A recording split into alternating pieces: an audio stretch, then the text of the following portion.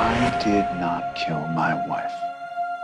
I am not a murderer. Undoubtedly, David Fincher has a knack for turning out a compelling narrative regardless of the source material. Just a quick glance at his filmography confirms that this guy knows what he's doing, and his method of storytelling has a way of keeping moviegoers engaged till the very end. Now, whether that be through unforeseen twists and turns like Seven, Fight Club, or The Game, or the mounting tension of films like Panic Room, or whether Brad Pitt will change from a weird old baby man to a regular baby. Spoiler alert, he does, and it's a long and boring process. But yeah, aside from Benjamin Button, which is by no means terrible, and Alien 3, which he had his name removed from due to severe studio interference, Fincher has had a stellar run, and I'm happy to report The Gone Girl does not buck this trend. I'm not at all shocked by this though. I mean, aside from the director, this film does have a lot going for it. For starters, it's based on that book I haven't read but people seem to be enjoying, and it has an absolutely terrific cast. The story, for those unfamiliar, follows a man, played by Ben, 100% he's back, we all agree that he's back now, right? Affleck, who becomes the target of public and police suspicion after his wife,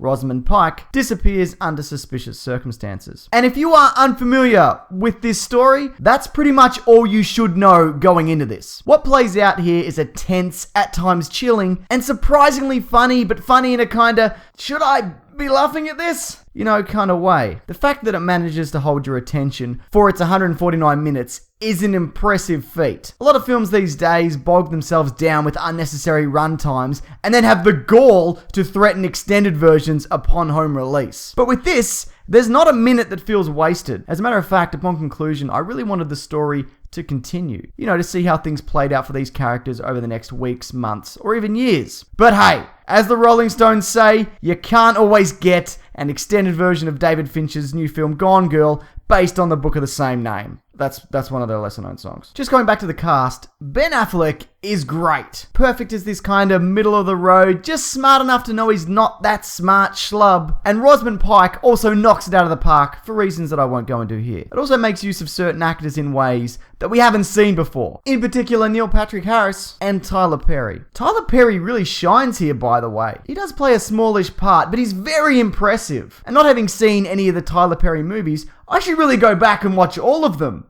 Right? I feel as well this is one of those films that will stick with you. Maybe not in the same kind of horrifically graphic way that Seven did, but nevertheless, this is something that you'll give some thought to after exiting the theater and want to talk about with other people who've seen it. Obviously, this movie comes highly recommended from me, and I'll conclude by saying this. Thrillers are so often not good. Or not even that, just forgettable. I mean, who remembers The Negotiator? Or that Jackal remake? Or Don't Say a Word? Or The Bone Collector? Or Secret Window? Or Murder by Numb-Aters? I mean, I do, but I wouldn't say you have to go out and see those. But this one, you should see at some point. Don't take your mum though, there's like 4 or 5 pretty graphic sex scenes. Maybe take someone else's mum. Not mine though. You leave her out of this. Thanks everyone, and don't forget new videos here every Thursday and Sunday. And if you like this, feel free to check out my movie podcast, The Weekly Planet. People seem to like it. I'll link that below if you are interested. Also, Watch Mojo are moving forward with their top YouTube movie critic list. And it looks like that I may be on it. Possibly just as an honorable mention. I don't know. Being in their top 10 on the poll doesn't guarantee anything. But you can vote for me if you want. No pressure at all. But bear in mind, if you do, you could win